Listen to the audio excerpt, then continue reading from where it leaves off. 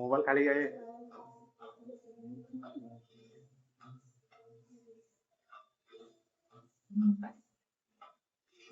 नमस्कार, मी सौभाग्यवती वृंदा मोहन. मी माझ्या नवऱ्याला मोहनला शोधायला आली आहे मुंबईत. तुम्हाला कुठे सापडला का होतो? तो इथे या मुंबईत.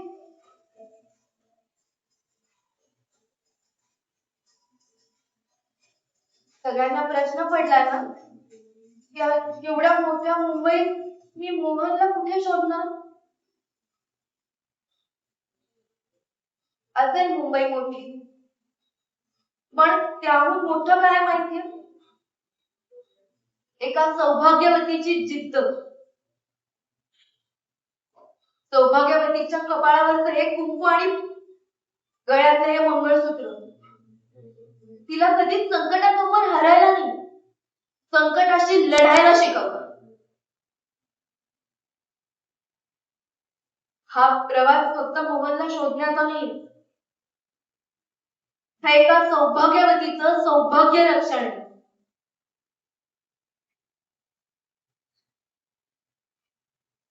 जवळपास 1 वर्ष झालं मोहन बेपत्ता आहे.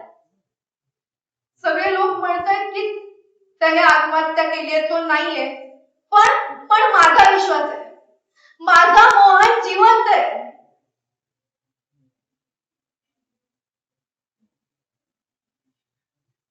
दादा दादा माझा नवरा मोहन तुम्ही बघितलाय याला? ताई ताई तुम्ही बघितलाय मोहनला? ताई तुम्हाला माहितीये का मोहन कुठे आहे?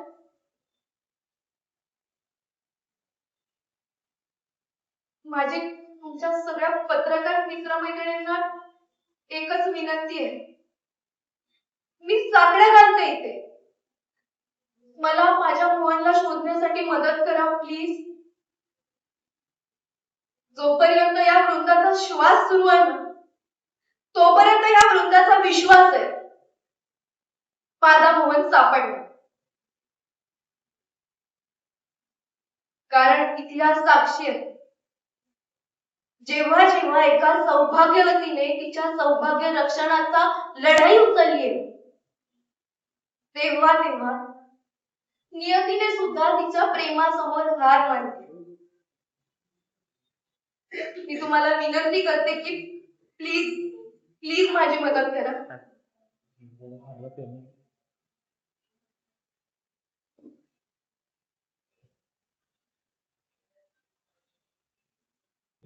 सौभाग्यवती वृंदा मोहन अर्थातच स्वाती हिंगरदेव वेगळा जरा काळ्या जोडला. त्याच पद्धतीने या सुंदर मालिकेमध्ये एक सुंदर पात्र आपल्याला पाहायला मिळणार आहे, ते म्हणजे जानकी आजीच्या स्वरूपात. मी विनंती करतो सुविता दत्ते मॅडम, आपल्याच विनंती आहे आपण त्यांच्यावर आमंत्रित आहात. यानंतर एक निगेटिव्ह पण एक अशी भूमिका ज्या भूमिकेबद्दल आपण सर्व जाणून घेणार आहोत, अर्थात संजीवनी म्हणजेच परी टेलर. यानंतर मालिकेचा खरा आत्मा तो म्हणजे दिग्दर्शन, कारण की दिग्दर्शनाच्या माध्यमातून ही मालिका कशा पद्धतीने आपल्यापर्यंत पोहोचवायची याचं गूढ रहस्य त्यांच्याकडून जाणून घेणार आहोत. त्यामुळे या मालिकेचे दिग्दर्शक अजय मयेकर सर, आपल्यास विनंती आहे आपल्याही सन्मानपूर्वक टाळ्या जोरदार. यानंतर महत्वाचा गाभा म्हणजे लेखन, तेच महाबळेश्वर नार्वेकर, आपल्यास विनंती आहे आपण सन्मानपूर्वक मंचावर आमंत्रित आहे. तुला टाळ्या जोरदार. आणि या मालिकेची पटकथा स्वप्नील गांगुर्डे, हे सर्वांसाठी टाळ्या जोरदार आहे. आता यांच्यासोबत आपण जाणून घेणार आहोत या मालिकेबद्दल. सर्वप्रथम आपल्या सर्वांचं मनपूर्वक स्वागत आहे. सौभाग्यवती वृंदा मोहन एक मालिका म्हणता येणार नाही, पण एक गूढ रहस्य आपल्याला पाहायला मिळणार आहे 6 जुलै पासून रोज रात्री 9:15 वाजता आपल्या सन मराठी वाहिनीवर. तर माझा पहिला प्रश्न असणार आहे मयेकर सर आपला, सौभाग्यवती वृंदा मोहन ही संकल्पना खूप वेगळी आणि उत्सुकता वाढवणारी वाटते, तर या मालिकेबद्दल काय सांगाल? नमस्कार. प्रोमो बघितला, सगळ्यांनीच बघितला. तुम्हाला काय वाटतं प्रोमो बघून सगळ्यांना? कसं वाटलं प्रमो? आवाज नाही येत आहे. आवाज नाही येत आहे. हा बर.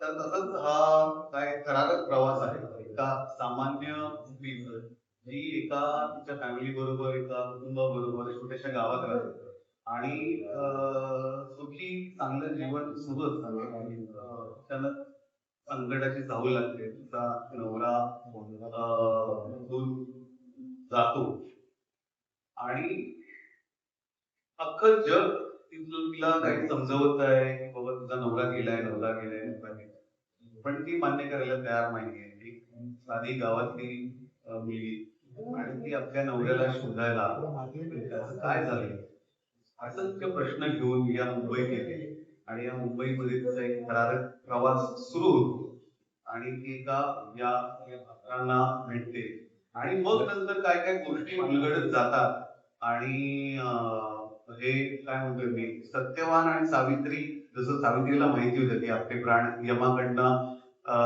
परत आणले, पण इकडे या सावित्रीला माहितीच नाहीये की यम कोण आहे.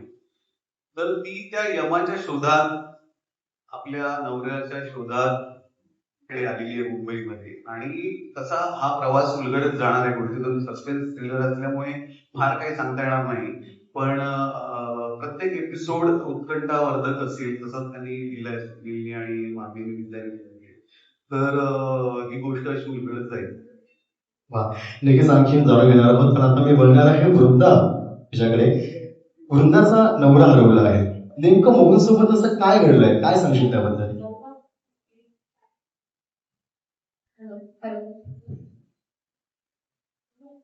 काही कल्पना नाही हो. खरं तर आमचा संसार खूप छान आणि सुखाचा सुरू होता.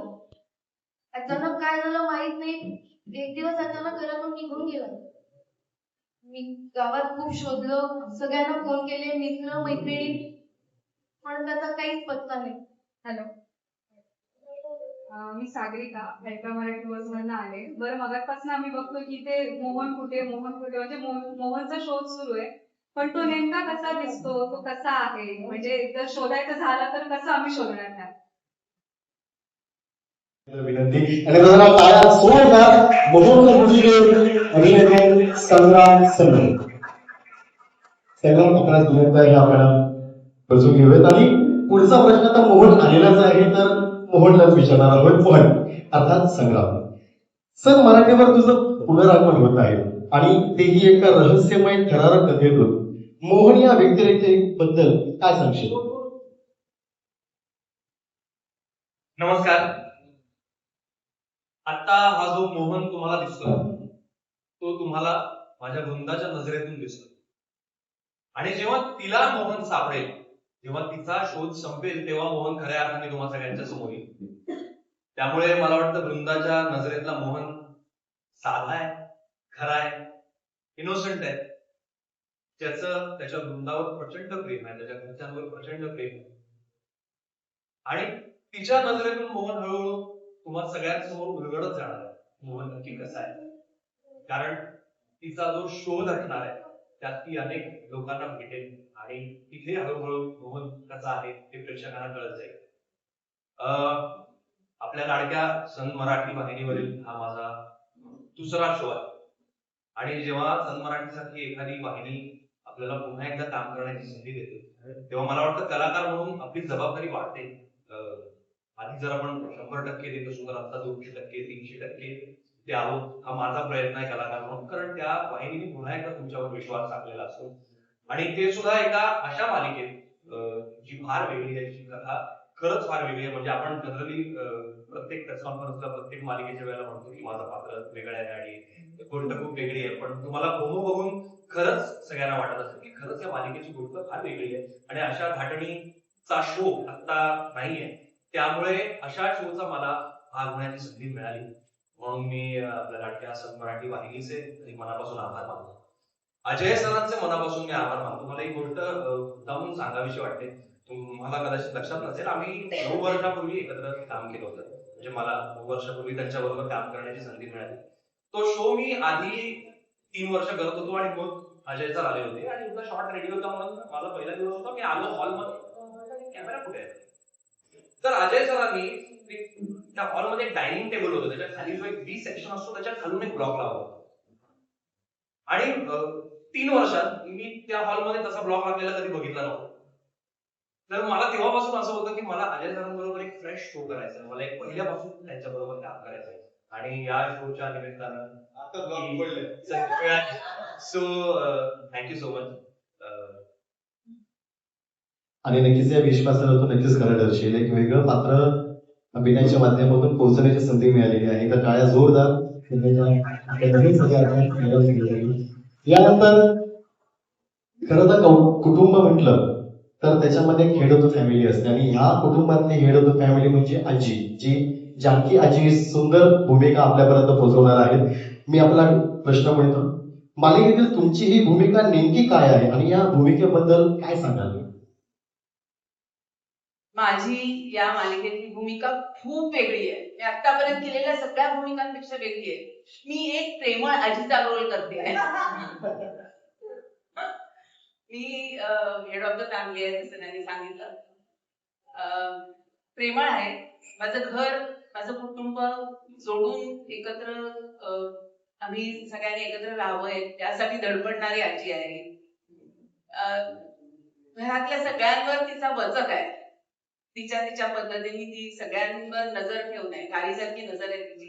घरात काय चाललंय तिला सगळं माहिती असतं.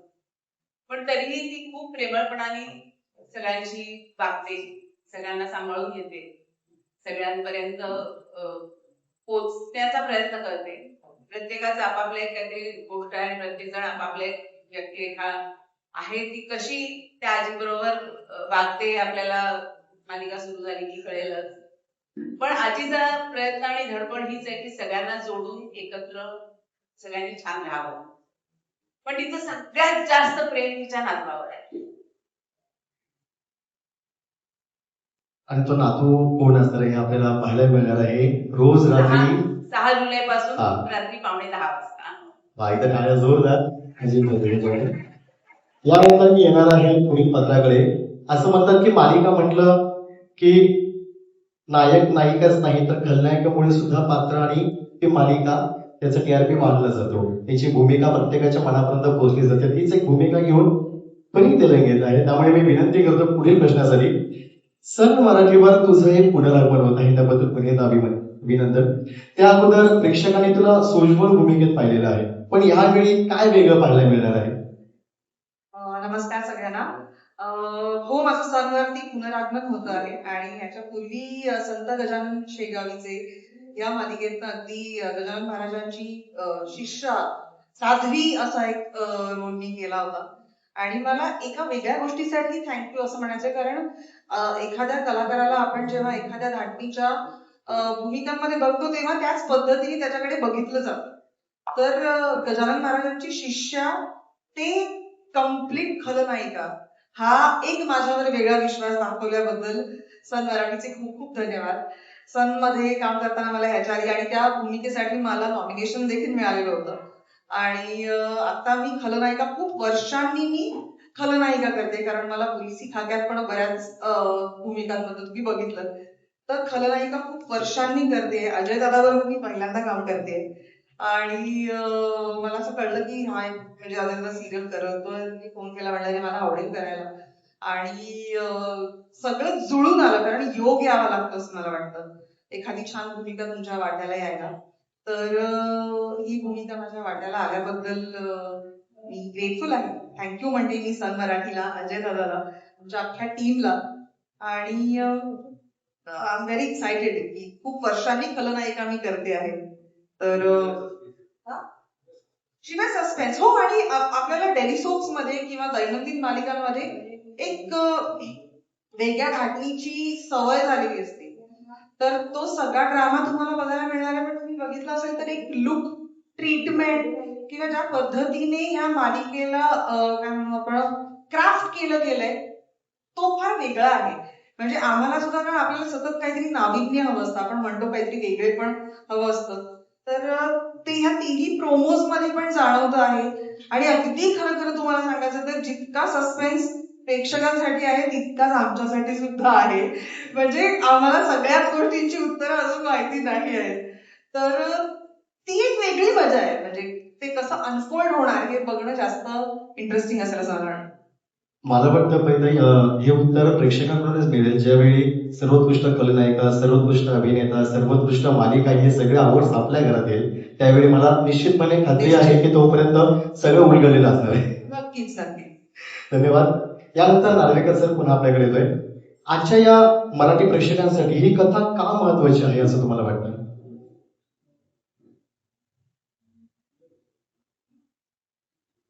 नार्वेकर सर.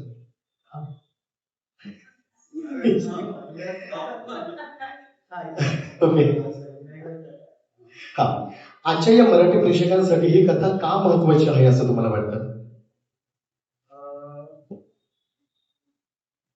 एक गोष्ट काय झालेली मला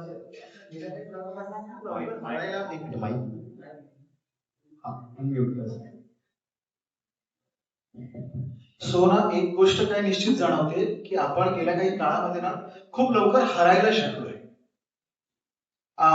तग धरून राहणं, एखादी गोष्ट मिळत नाहीये तर त्याच्यासाठी प्रयास करत राहणं, स्वतःला त्याच्या मागे झोकून देणं. कदाचित पोस्ट कोविड आपण आणखीनच कदाचित हा सुद्धा झोकून देत नाहीये. हा हॅलो. सो ती गोष्ट जी आपण की हरवलंय किंवा मागे राहिलेली आहे, तर ते जे झोकून देणे ना ते या सिरियल मधून नक्की पाहायला मिळणार. की जर का माझा विश्वास आहे एका गोष्टीवरती, मला जर का वाटतंय की ही गोष्ट माझ्या आयुष्यातली आहे, ही गोष्ट माझी आहे, ही गोष्ट माझ्यासाठीची आहे, तर मी माझे पूर्ण प्रयत्न त्याच्या मागे लावले पाहिजेत, हे निश्चित शिकायला मिळेल. कारण आपली ही जी वृंद आहे तिचा जो विश्वास आहे की वर्षभरापूर्वी नवरा गेला, पण तिचा विश्वास आहे की तो आहे. आणि ती त्या विश्वासाच्या बळावरती, फक्त त्या एका विश्वासाच्या बळावरती ती जी निघाली आणि त्याचा जो अख्खा प्रवास आहे त्याच्यानंतर, तर तो हेच शिकवणार आहे की हरायचं नाहीये, शोधत राहायचंय.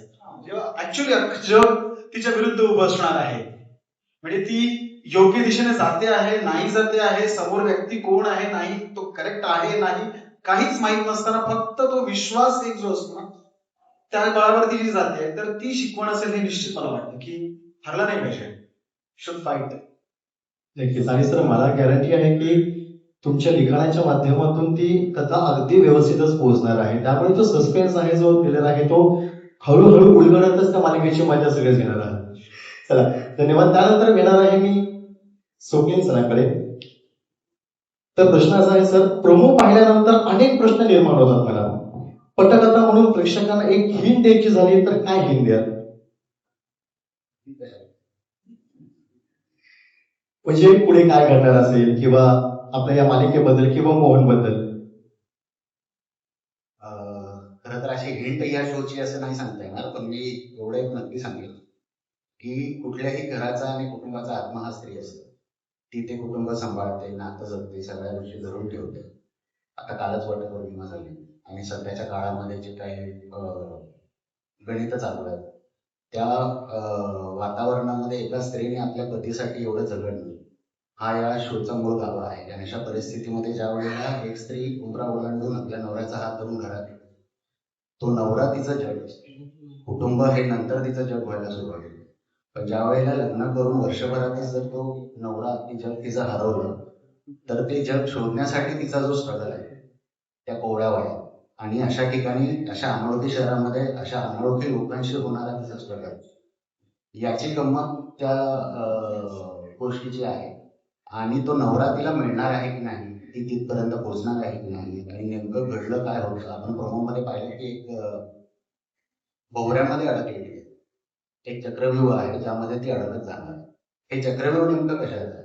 आपल्या प्रत्येकाच्या आयुष्यामध्ये ते चक्रव्यूह असतं, पण ते आपण भेटतो का, की हातात टाकून देतो? आणि आपली वृंद आहे ते करणार आहे का, की ती लढणार आहे शेवटपर्यंत आणि नवऱ्यापर्यंत पोहोचणार आहे का? हा सगळा हा मालिकेचा स्ट्रगल आहे. माझ्या आतापर्यंतच्या 10-15 वर्षाच्या आयुष्यामध्ये जितक्या मालिका मी केल्या, ही मालिका अत्यंत अवघड आहे. पटकथा म्हणून गोष्ट ऐकली त्यावेळेला आवडली. आधी सर मला त्यावेळेला सांगितलं की तुला लिहायचं आहे, गोष्ट ऐकताना मजा वाटली, अरे गंमत आहे. पण जेव्हा प्रत्यक्ष एपिसोड लिहायला बसलो त्यावेळेला लक्षात आलं की एवढं सोपं नाही. आणि मी ह्या जर्नीमध्ये खरं तर सन मराठीचं खरंच कौतुक करेल. टिपिकल मालिकांच्या ह्या सगळ्या टेंगाळामध्ये अशा पद्धतीचा विषय घेऊन येणे खूप मोठं चॅलेंज आहे. पण त्यांनी ते घेऊन येणं आणि त्यावर सगळा फोकस करणं, कारण आमचे ज्या बैठकीमध्ये सतत ड्राफ्ट होत गेले आणि त्यातून त्या गोष्टीची गंमत आणखीन वाढत गेली. तर खरंच सिरियसली सांगायचं म्हणजे मजा आलेली आहे आणि येते यामध्ये. आणि कास्टिंग पण छान झालेलं आहे, प्रोमो छान झाले. त्या एपिसोड बघण्याची मला स्वतःला पण खूप इच्छा आहे. आणि खरंच मला एक गोष्ट सांगायची की ना, ओरिजिनल विषय आता करणं आत्ताच्या घडीला हे खूप कमी वाहिन्या रिस्क घेत आहेत. मला कोणाचं नाव नाही घ्यायचंय, पण अशा वेळेस सन मराठी ओरिजिनल सब्जेक्ट घेऊन करते मालिका, ही खूपच महत्वाची गोष्ट आहे आणि ती अंडरलाईन व्हायला पाहिजे. कारण आता तो काळ राहिला नाही की काहीतरी एक विषय घ्या ज्याच्यावरती झालेली आहे तीच करतायत सगळेच जण आणि म्हणजे कॉपी पेस्ट होतो थोडक्यात. पण या वाहिनीचं मला खरंच कौतुक करावं असं वाटतं. दीपक सर, ओंकार, पल्लवी, आमची टीम आहे जी आमच्या मागे सतत उभी राहिलेली आहे, वरुण जोशी, त्यांनी धाडसी निर्णय घेऊन अशा पद्धतीचा ओरिजिनल कॉन्टेंट करायचा डिसिजन घेतला ही खूप महत्वाची गोष्ट आहे आणि ती प्रेक्षकांनी लक्षात ठेवली पाहिजे असं मला वाटतं. आणि त्याची जबाबदारी लेखक, आणि मालिकेचा जीव जो आहे तो लेखकापासून सुरू होतो. तर इतके दोन छान म्हणजे लेखक ज्यांचा एवढा अनुभव आहे आणि त्यांनी इतकी छान ती मांडली आहे माणसावर की हा शो प्रेक्षकांना आवडेल. नक्कीच नक्कीच आवडेल, कारण की आतापर्यंत आम्ही जेवढं ऐकतोय त्याच्याबद्दल म्हणजे बाकीच्या मालिका तर मला माहिती नाही, पण ह्या मालिकेबद्दल नक्कीच प्रत्येकाची आतुरता आहे. कधीही मालिका पाहायला मिळते, कधी भेटायला येते मालिकेच्या मध्ये. तुम्ही सगळे इतके छान पात्रांच्या माध्यमातून पोहोचणार आहात त्याबद्दल नक्कीच छान. खरं टाळ्या जरा जोरदार झाल्या पाहिजे आपल्या मालिकासाठी सर्व टाकायसाठी. आणि मयंकर सर, मी तुम्हाला हा प्रश्न विचारणार होतो की मराठी टेलिव्हिजनवर प्रेक्षकांना या मालिकेत नेमकं काय नवीन आणि अनोखं पाहायला मिळणार आहे? नवीन म्हणजे खरं सांगायचं तेच की थरार आहे कळलं. पण तो म्हणजे अनफोल्ड होणाऱ्या गोष्टी आहेत त्या प्रत्येक एपिसोड टू एपिसोड खरं तर घडत जाणार. त्यामुळे मी फार डिटेल मध्ये फार सांगू शकणार नाही कारण सस्पेन्स असल्यामुळे. पण एका ते सौभाग्यवतीचा प्रवास आहे जो प्रत्येक बाईचा असतो. जसं आता स्वप्नील म्हणाला, कुठला ना कुठला प्रवास असतो, तिच्या आयुष्यात येणारी वादळं असतात आणि ती झेलत असते. म्हणजे जन्मापासून ते मृत्यूपर्यंत वेगवेगळ्या संकटांना ती सामोरी जात असते. ती स्त्री, मग ती लहान मुलीपासून तो तिचा लग्न झाल्यानंतरचा प्रवास असतो. वेगवेगळी नाती तिच्या आयुष्यात येत असतात आणि त्या नात्यांमधून बऱ्याच गोष्टी तिला त्या सामोरे जाव्या असतात. मग मुलं होतात, मग मुलांकडनं, नवऱ्याकडनं.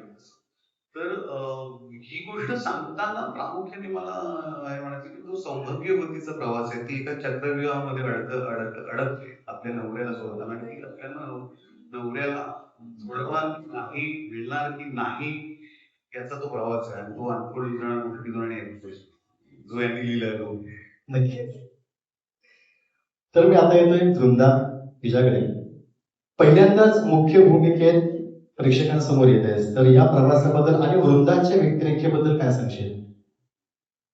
आता नमस्कार स्वातीकडून. मगाशी सौभाग्यवती वृंदा म्हणून होती, आता स्वाती म्हणून बोलते.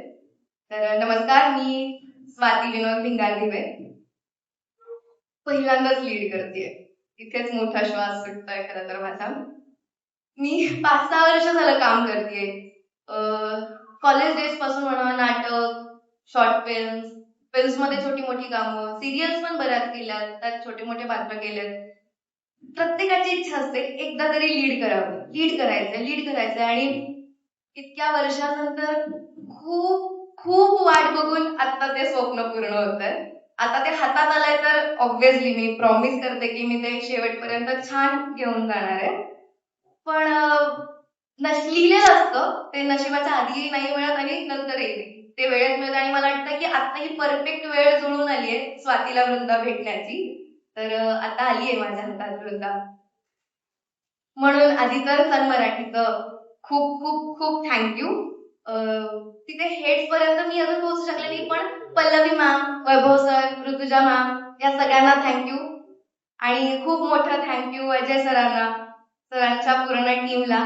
हे सगळे डिपार्टमेंट्स आहेत तर मी प्रत्येकाचं नाव नाही घेऊ शकणार, पण हिला ऑडिशनला बोलवूयात ह्या माणसापर्यंत म्हणजे सोहमने बोलवलं होतं त्या माणसापासून सन मराठीपर्यंत सगळ्यांना खूप थँक्यू. तुम्ही एवढ्या विश्वासाने माझ्यावर ही जबाबदारी दिली आहे आणि मी प्रॉमिस करते की मी ती 100% पूर्ण करेन. आणि यासाठी तुला एक खूप खूप शुभेच्छा. नंतर येणार आहे मोहनकडे. आता संग्राम, मालिकेच्या प्रोमोमध्ये मोहनचा चेहरा जाणीवपूर्वक लपवून ठेवण्यात आलेला आहे. यामागे काही मोठं रहस्य दडलं आहे का? मला वाटतं ही एक उत्तम प्रभावशाली स्ट्रॅटेजी आहे. कारण वृंदा मोहनला शोधते आणि तो नाहीये याचा आभास कायम राहणं गरजेचं आहे. तर ती क्युरिओसिटी ऑडियन्स मध्ये सुद्धा निर्माण होईल की कोण आहे, कुठे आहे मोहन. जर मोहनचा चेहरा आधीच दिसला लोकांना तर अच्छा हा आहे, आणि मग लोक हुशार असतात आपले प्रेक्षक, ते लगेच कॅल्क्युलेशन करायला सुरुवात करतात की अच्छा मग असं असेल मग तसं असेल. सो मोहनचा चेहरा न दाखवणं ही मला वाटतं अतिशय पॉवरफुल स्ट्रॅटेजी होती. आणि त्याचा आपल्याला त्याचे रिझल्ट आपल्याला बघायला मिळत आहेत की ऑडियन्स मधून सुद्धा ते रिव्ह्यूज येत आहेत की कोण आहे कोण, आणि गोष्टीला त्याचा फायदा होणार आहे, त्याचा शोला फायदा होणार, कारण मग तिचं शोधणं जस्टिफाय होतं असं वाटतं. यानंतर मी पुन्हा येतोय परी तुझ्याकडे. तुझी व्यक्तिरेखा कथानकात कोणतं नवीन वळण आणणार आहे? जसं की म्हटलं की मी खलनायिका परफॉर्म करते आहे, तर खलनायिका म्हणून घरामध्ये प्रत्येक बाईला आपली सत्ता हवी असते, प्रत्येक बाईला हवी असते. तर मला वाटतं हे जे कुटुंब आहे, जे कुटुंब तुम्हाला प्रोमोमध्ये दिसलं त्याच्यामध्ये जसं जानकी आजी जशी आहे तर तिची जरब आहेच, पण कुठेतरी घरात मला माझी सत्ता हवी आहे, माझं ऐकलं पाहिजे, जे सगळ्या बायकांना हवं असतं खरं तर व्हेरी ऑब्व्हियसली. त्याच्यामुळे ती खलनायिका, पण मला वाटतं ते माध्यम कसं आपण अवलंबतो ती सत्ता मिळवण्यासाठी, त्याच्यावरती ती नायिका किंवा खलनायिका अशी ठरते असं मला वाटतं. सो तिला सत्ता हवी आहे, तिला अटेन्शन हवं आहे, सगळ्यांनी तिचं ऐकायला हवं आहे, आणि त्याच्यासाठी तिला जे करावं लागेल ते ती करते. म्हणजे काही सीन्स मी असे केले ते 2-3 वेळेला मला असं झालं हे करायचंय, हा हे करायचंय, हे करायचंय. इतकी उग्र आहे ती असं मला वाटतं, ती खूप उग्र आहे. आणि म्हणजे आता हे मला जाणवतंय की ही म्हणजे आपण सगळ्या पत्रकारांची गप्पा मारत असताना सुद्धा किंवा प्रोमो बघत असताना सुद्धा सगळे फार कमी हसतात आणि एकटेच हसते.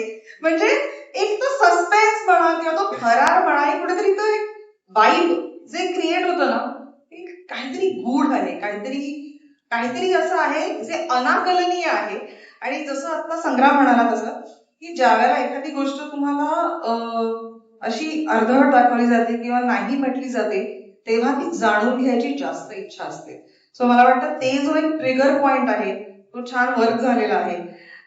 बऱ्याचशा गोष्टींची उत्तरं माझ्याकडे पण नाहीये, त्याच्यामुळे मलाही जास्त कुतूहल आहे की हे कसं जाणार, कुठे जाणार, किंवा वृंदाबद्दल माझं काय म्हणणं असणार. त्रास तर मी तिला देणार निश्चित, हे मी तुम्हाला प्रॉमिस करते आज खलनायिका म्हणून. पण तिचा एक स्वतःचा प्रवास काय आहे ते बघणं देखील मला वाटतं एक काय म्हणतात इंटरेस्टचा भाग असणार आहे. सो अशी सगळी सत्ता पाहिजे असणारी, लोभी, नवऱ्याला मॅनिप्युलेट करणारी, आपलं म्हणणं खरं करून घेण्यासाठी हट्ट करणारी, अशी ही एक सगळेच पण त्यात उभं. नाही, त्या सगळ्या भावना असणार आहेत, खलनायिकेच्या सगळ्या भावना उग्र माध्यमातून असणार आहेत असं. नक्कीच. खरं तर जसं तुझ्याबद्दल, तुझ्या भूमिकेबद्दल वेगवेगळे पत्ते आहेत जे हळूहळू उभारणार, तसे प्रत्येकाच्या भूमिकेमध्ये देखील वेगवेगळे पत्ते आहेत. आणि फक्त भूमिकेतच नाही तर येणाऱ्या पुढील व्यक्तिरेखांचे सुद्धा आपल्याला वेगवेगळे पत्ते पाहायला मिळतात. त्यामुळे ही इंटरेस्टिंग स्टोरी नक्कीच आहे. त्यामुळे वाट सगळेच पाहतायत कधी 6 जुलै रात्री 9:15 वाजतायत आणि ही मालिका पुन्हा पाहायला सुरुवात करतोय. यानंतर मी येतोय पुन्हा वृंदाकडे. वृंदा ही खंबीर, जिद्दी आणि लढाऊ स्त्री आहे. तिच्याकडून प्रेक्षकांना काय शिकायला मिळेल असं तुला वाटतं? स्वाती म्हणून सांगते, मी स्वतःच वृंदाकडून खूप काही शिकतेय. ती खूप इन्स्पायरिंग आहे. म्हणजे जिथे अख्खं जग तिला सांगतंय की मोहन जिवंत नाहीये, तो गेलाय, तो या जगातच नाहीये, तिथे तिचा तो विश्वास, तिचं प्रेम जागा होतं आणि ती म्हणते जिथे सगळं संपलंय तिच्यासाठी, जगासाठी, तिथून तिने नवीन प्रवास सुरू केलाय. ती एका अनोळखी शहरात त्याला शोधायला निघालीये. अख्खं जग तिच्या विरोधात आहे, सगळे तिला सांगतायत तो नाहीये, तरी तिने तो प्रवास सुरू केलाय. तिथं तिची जिद्द आणि तिचा निश्चय कळतंय की एवढं धाडस कसं काय करू शकते एखादी स्त्री. त्यामुळे ती स्वतः माझ्यासाठी खूप इन्स्पायरिंग आहे, स्वाती म्हणून सुद्धा. बरं, यानंतरचा एक प्रश्न आहे मला जानकी आजींसाठी. प्रश्न असा आहे की तुम्ही इतकी वर्ष काम करताय का आणि याच्या विरुद्ध सस्पेन्स थ्रिलर ही मालिका यामध्ये काय फरक वाटतो? मुख्यतः ट्रीटमेंटचाच फरक वाटतो. म्हणजे प्रत्येक मालिकेमध्ये एक कुटुंब असतं, एक घरातली 4 माणसं असतात, त्यांचे आपापसातले संबंध, हितसंबंध असतात. तसेच ते वागत राहतात आणि ते आपण बघत असतो. त्याच्यात सुद्धा एक वेगळ्या प्रकारची घटकारस्थानं असतात. सर्व मालिकांमध्ये असतात, जी कुठल्याच मालिकेत नाही असं होत नाही. पण याच्यामध्ये ती ती कटकारस्थानं किंवा जे काय आहे स्टोरीमधून हळूहळू उलगडणाऱ्या गोष्टी त्या लेखकांकडनं वेगळ्या पद्धतीने मांडल्या जाणार आहेत आणि त्या वेगळ्या पद्धतीने त्याची ट्रीटमेंट असणार आहे. म्हणजे सस्पेन्स थ्रिलर मध्ये जसं तुम्हाला आता मोहन दिसत नाही, आतापर्यंत दिसला नाही कोणालाच, आणि तो कुठे आहे, कोण आहे, अशी उत्सुकता सगळ्यांमध्ये राहिली आहे अजूनपर्यंत आणि राहणार आहे, कारण तो दिसणार नाही एवढ्यात आपल्याला. तसंच प्रत्येक गोष्टीमध्ये हे असं घडलं, का बरं घडलं असेल असं प्रत्येक प्रेक्षकाला वाटावं अशी पेरणी लेखकांनी केलेली असणार त्याच्यामध्ये. तेव्हा ही आजी ह्याने किती गोड आहे, पण ही अशी का वागते तिच्याशी, किंवा तिच्याशी आजीचं लक्ष आहे म्हणजे काय करते आजी, किंवा आजी हे सहन कसं करते घरात चाललंय ते, असे प्रश्न नक्की प्रेक्षकांना पडतील आणि ते हळूहळू एक एक गोष्ट उलगडत जाईल. म्हणजे ही मुलगी आहे, ही जी आपण बघितली प्रमो मध्ये काळे कपडे घातलेली आणि अशी, तर ती मुलगी अशी आहे आणि सगळे सहन करतात का बरं असं नक्की वाटणार. प्रत्येक पात्राबद्दल अशी उत्सुकता वाटणार आणि ते असं का करतात असे प्रश्न पडणार प्रेक्षकांना, याची मला खात्री आहे, कारण लेखक तसं लिहिणार आहेत आणि दिग्दर्शक त्या पद्धतीने ते शूट करणार आहेत. त्यामुळे तो सस्पेन्स बनून राहणार आहे सगळ्या वेळ आणि हळूहळू हळूहळू तो उलगडत जाणार आहे. वा. यानंतर पुढचा प्रश्न मोहन तुझ्यासाठी. संपूर्ण मुंबई ज्या मोहनला शोधत आहे त्याच्या आयुष्यात नेमकं असं काय घडलंय? मला वाटतं या प्रश्नाचं उत्तर मालिका बघता बघताच प्रेक्षकांना कळणार आहे. आणि आता जे काही आहे ते फक्त वृंदाच्या डोक्यात आहे आणि ती जास्त चांगलं उत्तर देऊ शकेल की काय झालं असेल, आणि ते शोधायसाठी ती मला वाटतं निघाली. सो मला हेच सांगायचं होतं की काय शिकायला मिळणार आहे वृंदाकडून. तर आपण म्हणतोय की ती जिद्दी आहे, धाडसी आहे, ती संकटांना मात करते, पण आपण जेवढं खमकं व्हायला शिकतोय वृंदाकडून तेवढंच वृंदा हे पण शिकवणार आहे की निस्वार्थी प्रेम कसं करायचं. इतकं प्रेम आहे वृंदाचं मोहनवर, इतकं प्रेम आहे की प्रत्येक जोडप्याला बघून असं वाटणार आहे मला असं व्हायचं किंवा आमचं नातं असं असायला पाहिजे. त्यामुळे वृंदाकडून सगळ्यात मोठी शिकण्याची गोष्ट की निस्वार्थी प्रेम कसं करायचं. गोष्ट काय थोडक्यात काय आम्ही काय सांगू. नक्की नक्कीच. म्हणून आता मी थांबतोय.